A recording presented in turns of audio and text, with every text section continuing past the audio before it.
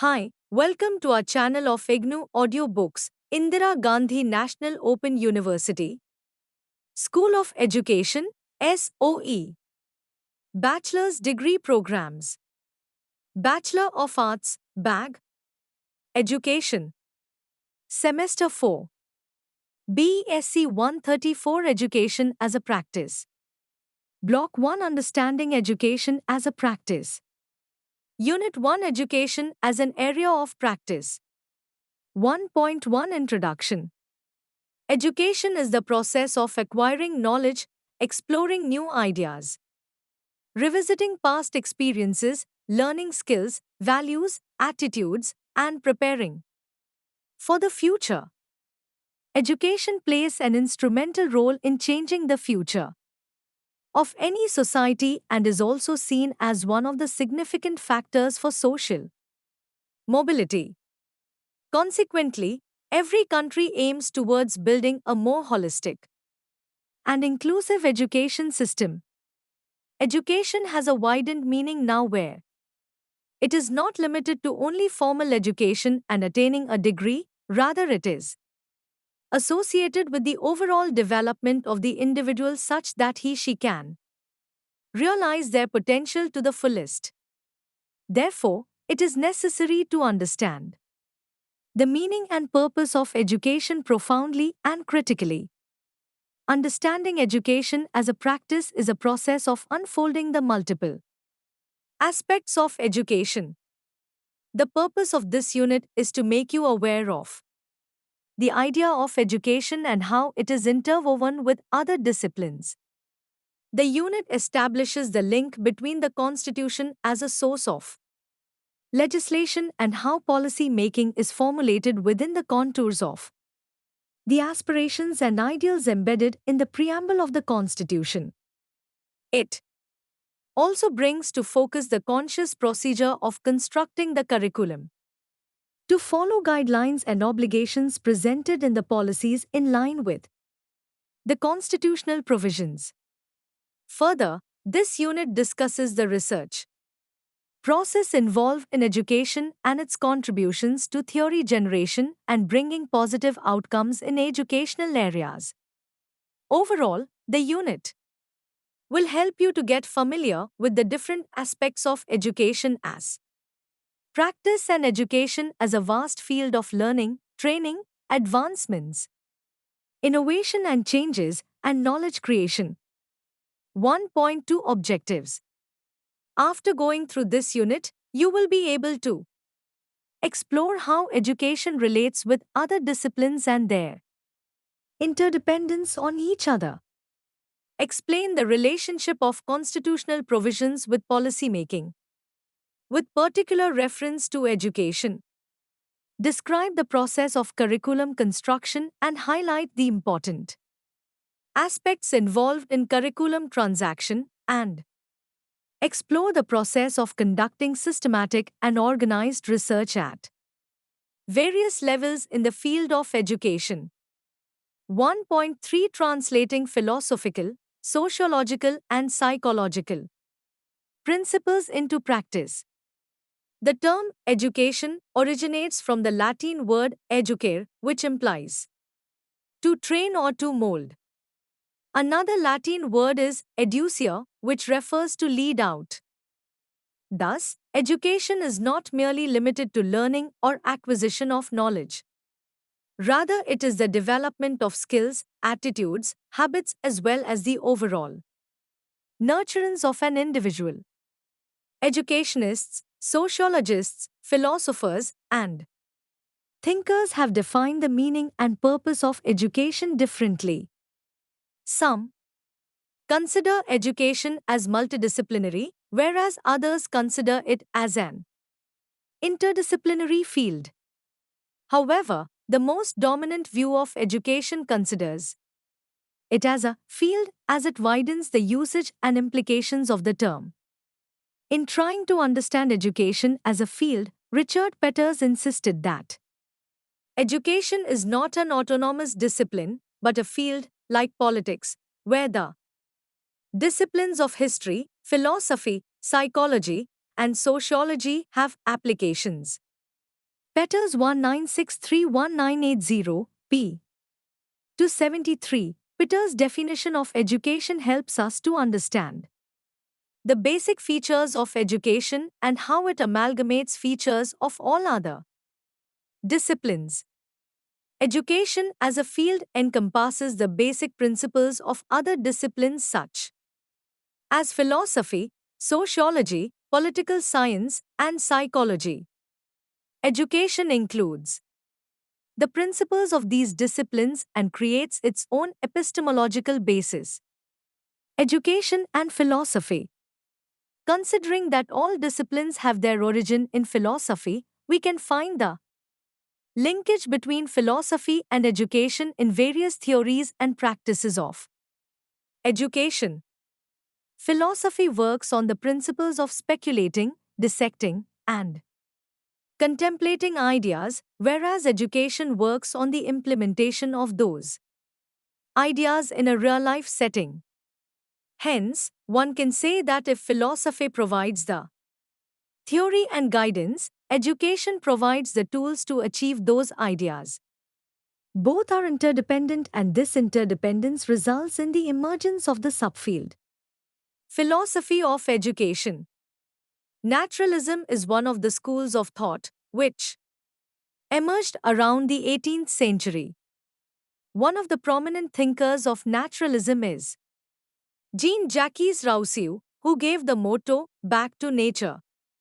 He believed in the philosophy of negative education and how nature can be considered as the best guide for the students.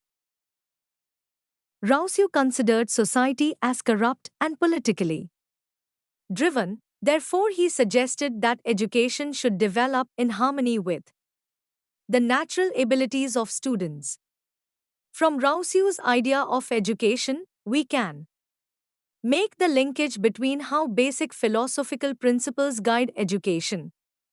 Rousseau's idea of education can be best understood from his book, Emile. Like naturalism, other schools of thought like idealism, realism, pragmatism are based on their own principles of metaphysics and axiology and define and suggest the best possible structure of education and educational practices. Education and sociology. Education is an important part of society, and in contemporary times, imagining a society without any education system is quite difficult. As discussed earlier, education serves as a tool to not just facilitate or transfer knowledge, it also works as an agent for social change, developing and inculcating certain kinds of beliefs, skills, and attitudes. Therefore, as a part of society, education cannot separate itself from the socio-political principles of society. Various sociologists, based on their idea of society, have analyzed the education system and how it works for the reproduction of future citizens. This interlinked age of education and socio-political ideas has resulted in the emergence of the area sociology of education. As an area, it deals with critically analyzing educational practices concerning the social, political, economical context of the society and the hidden agendas, beliefs, and motives located in society. Functionalists like Durkheim believed that schools are an essential part of society and the function of education is to imprint the shared social values of society in the minds of the young ones.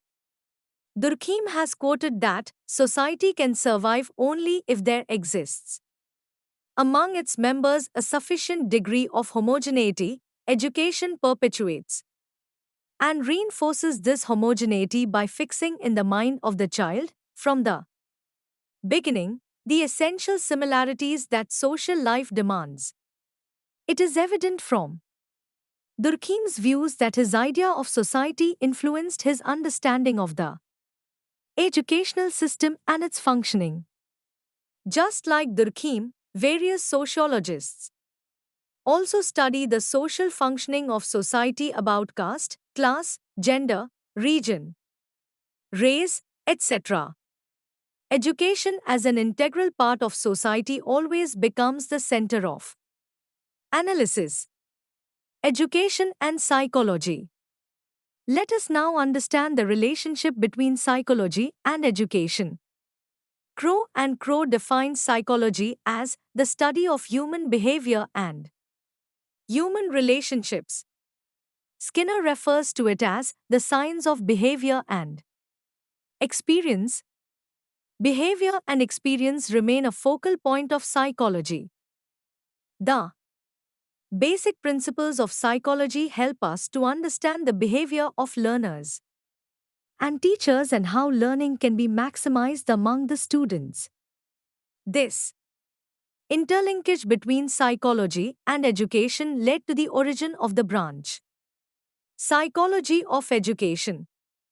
This particular area deals with the psychological implications of education, that is, the study of learners' all-around development and growth about education. This branch is a synthesis of psychological principles and educational methods. Theories of cognitive development, learning, behaviorism are such examples where psychologists studied the learner behaviors to demonstrate which kind of learning environment should be provided to students for maximum realization of learners' potential. Moreover, how personality or development should be perceived is also one of the contributions of psychology of education in the field of education. Hence, with the help of psychological principles, we try to maximize the learning opportunities in the classroom and try to develop the best kind of education for students.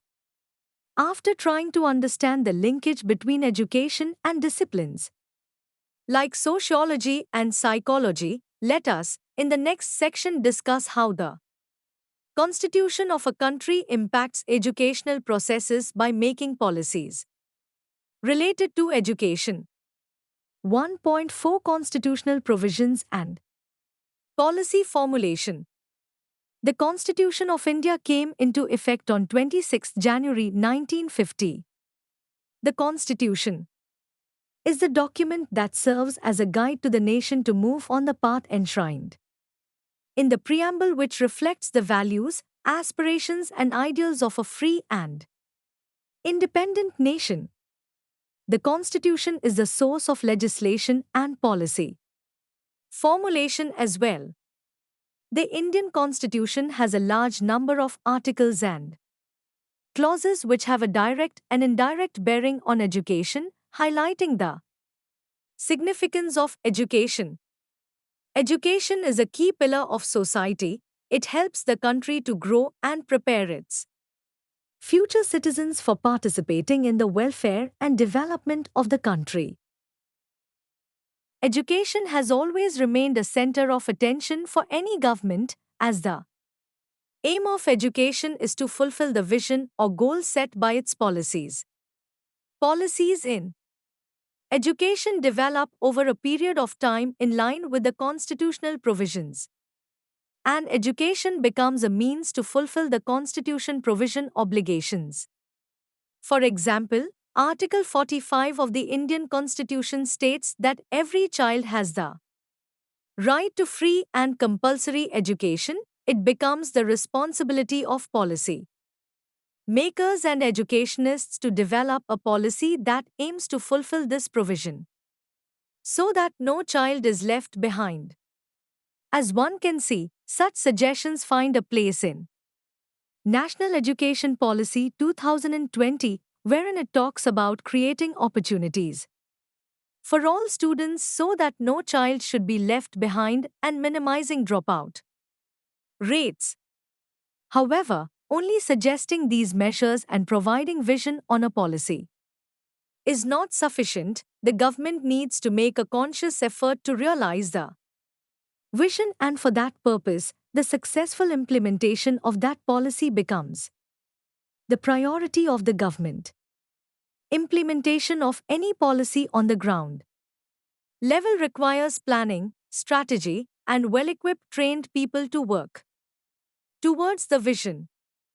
Therefore, the whole process of education starts from making constitutional provisions obligations, translating such provisions into policy, and then implementing those steps prescribed in the policy in the educational setup. It is important to note that constitutional provisions are mandatory to carry out, and government or policymakers have to abide by them. Although, in a democratic country like India, certain provisions are questionable and can be challenged based on adequate research evidence or insights emerging from the praxis. That's how research and praxis inform constitutional provisions, laws, and policies in any country. Since independence, various provisions have been added to our constitution which is associated with education. 1. Right of free and compulsory education, Article 45. 2. Right to education, Article 21A. 3. Education for women, Article 15, 1, 3. 4. Promotion of education and economic interests of SC, SENT and OBC, Article 46. 5. Religious education, Article 25, 28, 1, 2, 3. 6. Education of minorities, protection of interest of minorities, Article 29. 7. Right of minorities to establish and administer educational institutions, Article 30. The Right to Education Act, RTE, 2009. The Right to Education Act, RTE, was passed by the Indian Parliament on 4 August 2009 to provide free and compulsory education for children between 6 and 14 years of age in India. The present Act has its roots in Article 45 of the Indian Constitution, but more specifically the constitutional amendment that included Article 21A in the Indian Constitution, making education a fundamental right. Its basis. The main objective of the RTE Act is to ensure that every child between the ages of 6 to 14 years has the right to free and compulsory education. The right to education serves as a building block to ensure that every child has his or her right to get a quality elementary education. Key points of the Right to Education Act: free and compulsory education to all children of India from 6 to 14 years of age. Private schools shall have to admit at least 25% of the children in their schools from the weaker sections and disadvantaged groups of the society. Through a random selection process, the government will fund the education of these children. No school shall, while admitting a child, collect any donation and capitation fee. No child shall be subjected to physical punishment or mental harassment. A child who completes elementary education, that is up to class 8, shall be awarded a certificate. It also calls for a fixed student-teacher ratio, 30:1. Every teacher must obtain an adequate professional degree in teaching within 5 years from the date of commencement of the Act. The National Commission for Elementary Education shall be constituted to monitor all aspects of elementary education, including quality. School infrastructure to be improved in 3 years, else recognition is cancelled. Schools to face a penalty for violating RTE. Thus, there are various articles and policies related to education that have from time to time sought guidance from the constitutional vision of India. Their successful implementation will help improve the quality of education and achieve the required objectives. 1.5 Curriculum Construction and Transaction. We have discussed the significance of policy making in education and its inseparable links with the Constitution. Ultimately, The policy environment also influences classroom practice, which is the focal point for curriculum delivery and student learning. Policies cover various issues like standards, assessments, accountability, etc., that guide curriculum and have curricular implications. A curriculum is a written design plan that manages learning or a blueprint of experiences that have been planned for the students. The curriculum is normally understood as a common, officially prescribed syllabus with an accompanying package of textbooks, the complete schedule of classroom activities, the co-curricular programs, as well as the entire evaluation schedule generate from the curriculum. The word curriculum stems from the Latin verb curre, meaning to run, so its noun, curriculum, roughly translates to racecourse. If we define it etymologically, then the curriculum is a course one takes to reach a goal.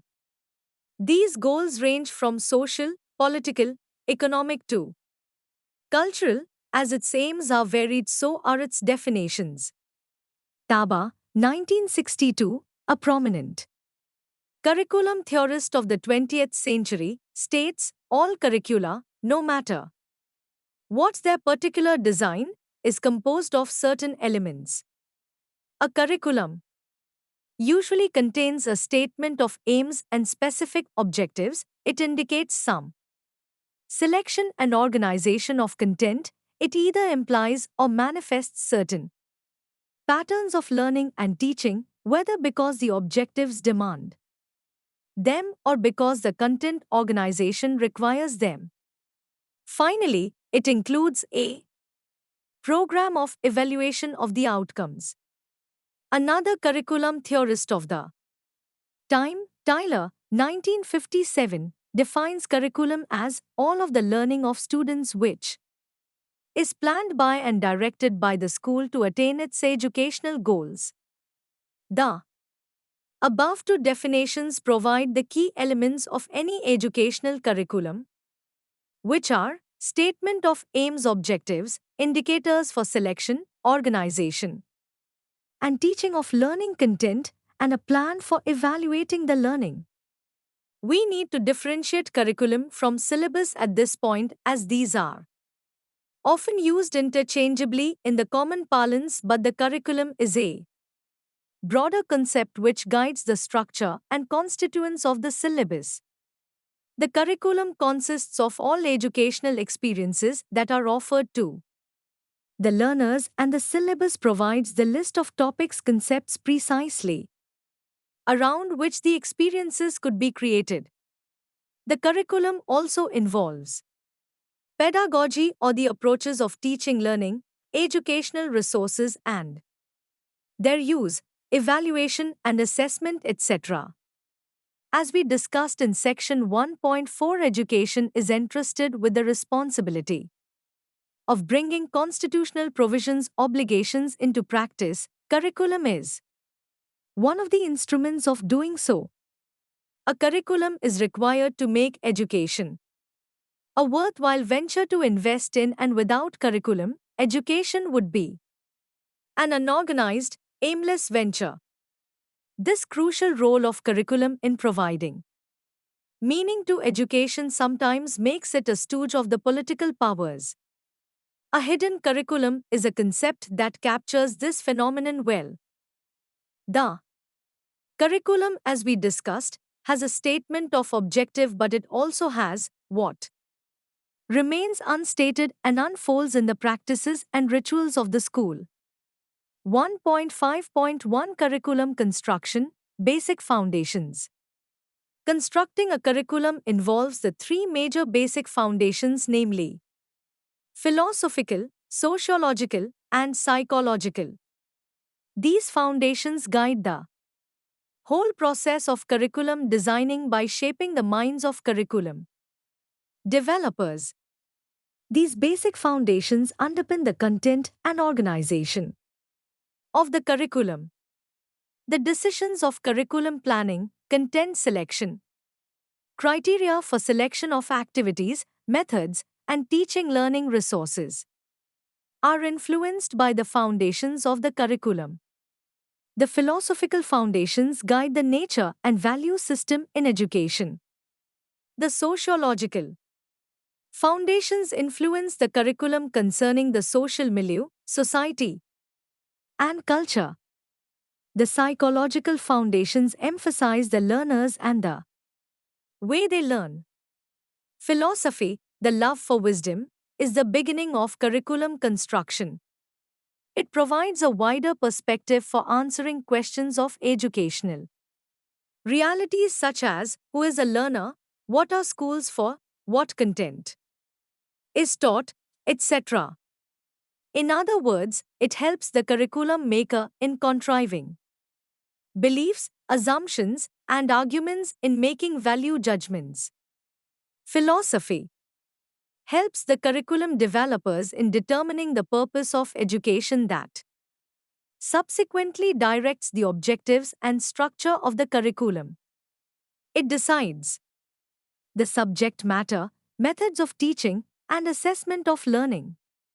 Hence, philosophical foundations confer the development of intellectual abilities, alongside utilitarian knowledge which focuses on reasoning, analyzing, problem solving, inquiry, and mental skills to facilitate the development of the highest potentialities. Sociology, the study of society, makes the social phenomenon, structure of society and social interrelations the object of its study. Society is constituted of individuals and their interactions with each other. Education prepares individuals for societal roles, therefore, social factors contribute to the making of the curriculum. Philosophers like John Dewey have given importance to the role of society in the education of children. The social environment influences the interests, needs, attitudes, and belief systems of the learners.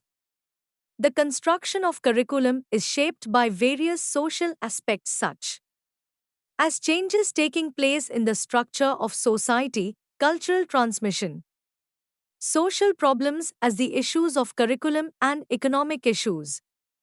Therefore, all these aspects need to be considered while developing the curriculum. Furthermore, the sociological foundations of the curriculum take care of the needs and desires of society in the form of goals of education. It helps in the conservation and reformation of culture in the educational context. Additionally, it decides the teaching methodology to equip the students with social skills and knowledge and also help them to develop capacity for social development. Psychology deals with the various aspects of the human mind and behavior and their holistic development. It plays an important role in the educational arena. It provides a basis for understanding learners and their differences and the process of teaching learning. As psychology deals with how humans learn, and the major aim of the curriculum is to bring about, it becomes necessary to consider psychological theories while constructing curriculum. Different theories explain the process of learning differently. Some theories focus on the cognition of the learner, some emphasize the role of the environment on the behavior of learners, and others highlight the human potentialities. In addition, psychological foundations work to strengthen the relationship between curriculum teaching and curriculum learning as they are interrelated. It offers the theories and principles of learning which affects the behavior of teacher-learner in the educational context. It also determines how individual learner interacts with their surroundings and helps to underline the objectives and how learning takes place accordingly. 1.5.2 Approaches to curriculum transaction. Curriculum construction is the primary step of the planned teaching learning process, but how the curriculum is implemented and executed is a vital step. Curriculum transaction refers to the implementation of the curriculum concerning the formulated aims and objectives. It includes the incorporation of effective and organized planning and evaluation of implementation by the stakeholders who are experts in the relevant field. The effective curriculum transaction requires efficient planning, clarity of thoughts, knowing the way of transacting curriculum, teamwork, barrier-free communication, review of work done, addressing various levels of education and learners with various needs, time management, and backup planning. There are different approaches to curriculum transaction based on the focal point of the curriculum.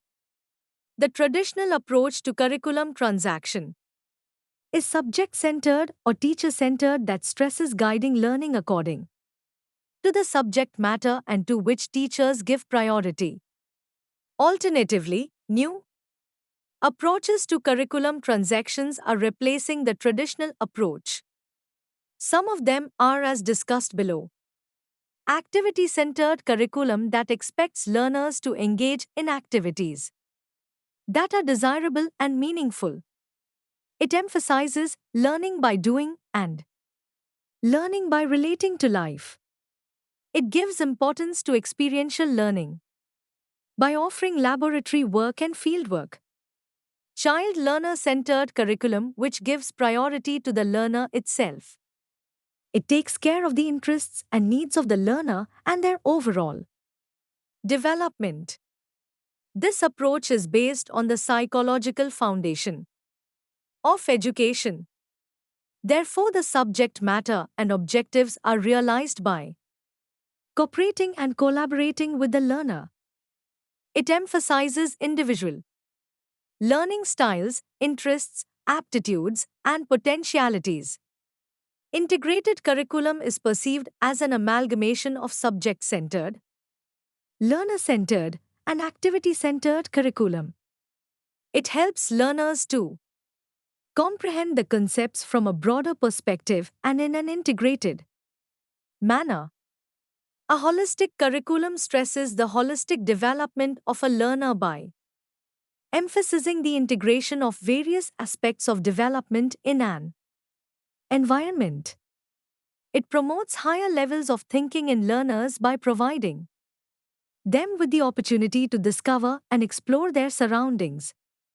The focus is on the overall development of the learner. 1.6 Research at the micro and macro level. The research influences educational policy, classroom practices, the generation of new knowledge, and so on. At the micro level, it seeks to understand, challenge issues within an institution or an organization. At the macro level, knowledge is sought at the systemic level. The term research means an act of searching closely for a specific purpose. And this term has been derived from the French word recherche. The process of research involves organized and systematic steps to find the best possible solution to a problem or cause of an issue. In any field, research plays a very prominent role in our society. We have come so far because of research in various fields and its contribution. Research in various fields adds to knowledge derivation, provides a means to understand the issues, and allows us to explore solutions to any problem. Like any other discipline, research is a significant part of the field of education as well. However, there is no single way one can define education research. Various thinkers, educationists perceive the idea of educational research differently.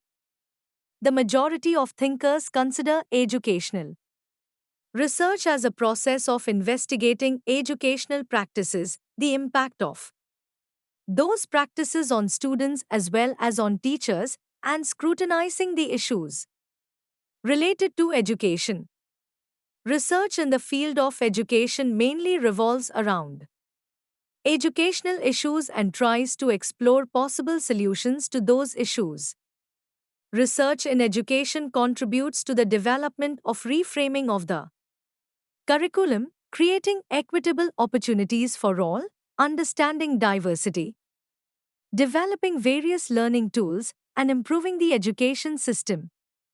The National Education Policy 2020 acknowledges the importance of academic research in the arena of education and suggests multiple measures to encourage quality academic research in all fields. Following are the few characteristics of research in the field of education. Research is an essential part of our education system, which helps us to understand any phenomenon critically and systematically. By following the scientific method, we can explain and scrutinize any phenomenon related to the education system. Education research is based on both empirical as well as observable experience of any individual or group and gathers data in both the primary and secondary form for qualitative as well as quantitative research. Research in education caters to the social, cultural, economical, educational, philosophical phenomena related to education. Research in education is done for finding solutions to a new problem, revisiting the old ideas, critically analyzing any phenomenon, or for theory generation. Research in the field of education follows a systematic process that goes from identifying issues to concluding with the findings.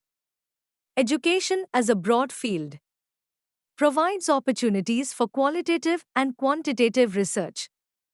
Qualitative research refers to collecting and analyzing the data in a non-numeric form, such as in the form of experiences, observations, audio, videos, books, etc. On the other hand, quantitative research relies on data that can be quantified for describing characteristics, making linkage and correlation, and justifying the hypothesis. Researchers also chose the mixed research method, where they use both qualitative and quantitative research methods. There is always a thrust for the right information and the urge for finding logical answers to questions. Thus, there is a continuous need for research to find out what is really happening around us. In the field of education, sociology, psychology, science and technology, and economics, etc., there are broadly two possible levels of inquiry on which systematic investigations might be based, and that are micro and macro approaches which share the value of investigating and understanding human interaction. At what level they investigate that interaction will vary. Let us discuss these approaches. 1.6.1 Micro-level research. The term micro refers to small or doing something on a small-scale level. Hence, micro-level research in the field of education refers to research that is conducted at the school or college level for informing school practices or examining the challenges and issues faced at a micro-level. This kind of research examines the person-to-person interaction, their beliefs and ideas, and analyzes to make a broader understanding. For a better understanding of the research at the micro-level, let's take an example. A researcher decides to conduct research on how primary school male students' identities form through school practices. For the research, the researcher identifies a particular school and selects class 4 students as the research sample.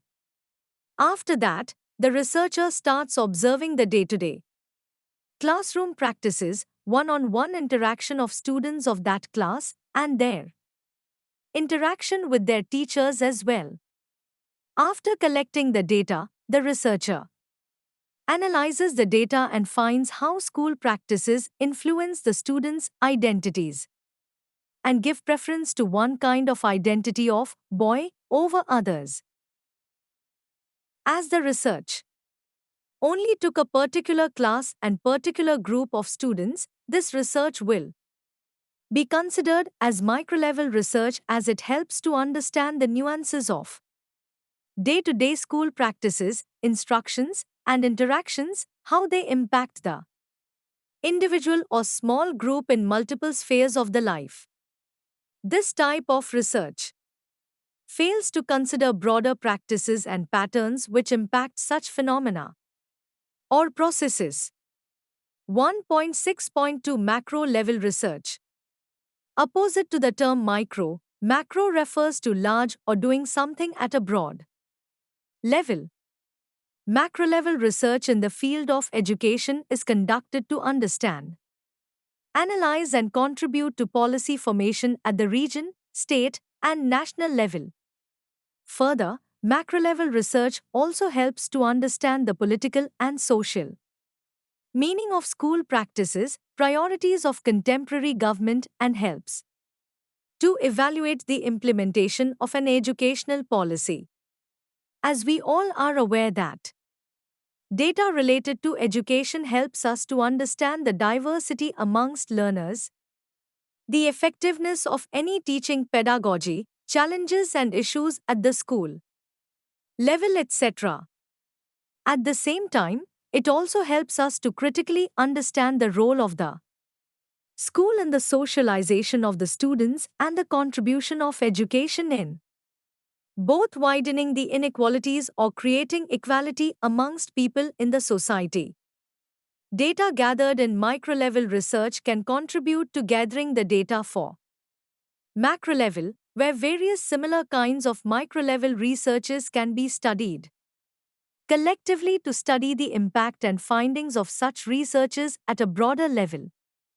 1.6.3 Challenges of research in contemporary education system. Conducting research in the field of education, whether it is at the micro-level or macro-level, has certain challenges which researchers face while conducting the research. Overcoming such challenges always remains an important task for the researcher, and these challenges encourage the researcher to conduct research in a more systematic and organized way. One such challenge is the political nature of education. Public education is regulated by the government, therefore investigating the hidden agenda or critiquing the social or political practices of school culture becomes a quite difficult task. Another challenge is to minimize the biases while conducting the research. One of the important ethics of the research is to reduce the subjective meaning or experiences, however, in reality, eliminating all the biases and analyzing data objectively becomes a difficult task. In addition to this, there are some aspects of the field of education that are completely unexplored.